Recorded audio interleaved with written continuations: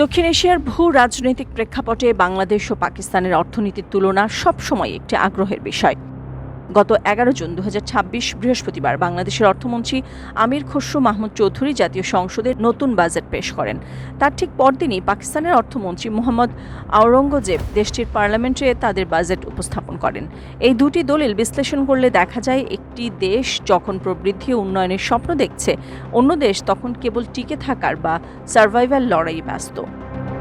অর্থনৈতিক বিশ্লেষকদের মতে এই দুই বাজেট কেবল কিছু শুষ্ক সংখ্যা নয়, বরং দুই দেশের ভবিষ্যৎ সক্ষমতার প্রতিচ্ছবি। ২০২৬-২৭ অর্থ বছরের প্রস্তাবিত বাজেটের অঙ্কের দিকে তাকালে দেখা যায়, আর্থিক সক্ষমতায় বাংলাদেশ ও পাকিস্তানের মধ্যে ব্যবধান ক্রমেই বাড়ছে। পাকিস্তানের ১৮.৭৭ লাখ কোটি রুপির বাজেট শুনতে বড় মনে হলেও মুদ্রার বিনিময় হার হিসেবে এটি বাংলাদেশি মুদ্রায় দাঁড়ায় মাত্র ৭.৯০ লাখ কোটি টাকার।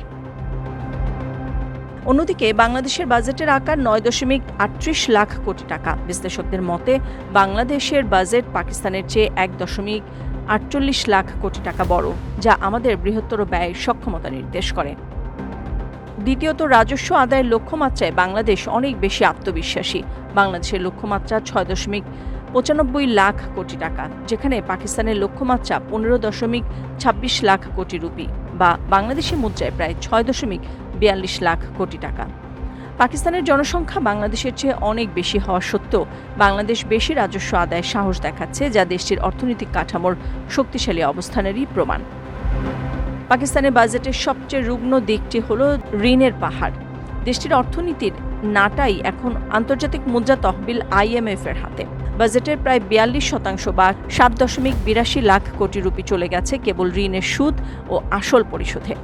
এর উপর গত বছরটিতে Pakistan federal board of revenue FBR তাদের লক্ষ্যমাত্রা অর্জনে ব্যর্থ হয়েছে, যা নতুন বাজেটের ভিত্তিকেও নড়বড়ে করে দিয়েছে।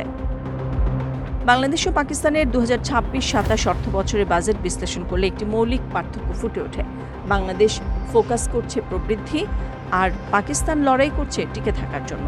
মহান স্বাধীনতা যুদ্ধের ৫৫ বছর পর আজ পাকিস্তানের হাল নিয়ে তাই গবেষণা করতেই হয়।